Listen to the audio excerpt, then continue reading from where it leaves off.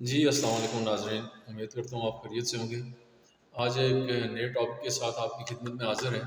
आज चूँकि सर्दी की एक नई लहर शुरू हो गई है, सर्दियों का टाइम शुरू हो गया है, तो इसमें नमूनिया होता है अक्सर बच्चों को।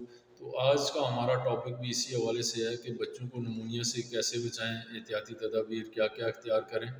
तो इसमें सबसे पहले आप ये जान लें कि नमूनिया की अलामात क्या-क्या होती हैं। खांसी हो जाती है, नज़ला हो जाता है, बुखार हो जाता है, सांस में दुश्वारी हो जाती है, सांस की रफ्तार तेज़ हो जाती है, बच्चे दूध बराबर से नहीं पीते, गनूदगी हो जाती है उनको, और ये सारी चीज़ें ख़तरे की अलामात होती हैं।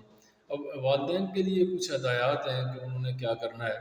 सबसे पहले ये है कि बच्चों को मास्क पहनाएं और उनके हाथ बार बार धोएं। छोटे बच्चों को माँ का दूध लाजमी पिलाएं।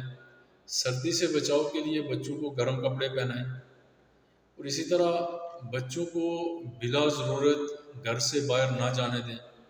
फिर ये जो हिफाजती टीके इस्तेमाल हो रहे हैं, बच्चों को तमाम हिफाजती टीके लाजमी लगवाएं। अच्छा, याद रखें कि पाकिस्तान के अंदर जो हुकूमत पंजाब ने कुछ खुसूसी इकदाम किए हैं, उसमें यह है कि जितने भी सरकारी अस्पताल हैं उनमें नमूनिया की मुफ्त तश्कील की जाती है, और वहाँ पे मुफ्त इलाज मैसर है, आप रब्ता कर सकते हैं।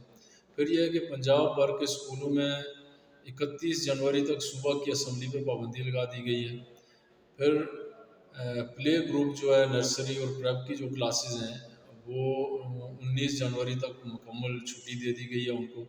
बहरहाल आप ये कर सकते हैं कि अगर ये जो अलामात मैंने आपको बताई हैं, इनमें से कुछ भी अलामात होती हैं तो आप कोशिश करें कि डॉक्टर से रुजू करें और चेकअप करवा लें अपने बच्चों का। अब दें हमें इजाज़त, इंशाअल्लाह एक नए टॉपिक के साथ अगली वीडियो में हाज़िर होंगे। अल्लाह हाफ़िज़।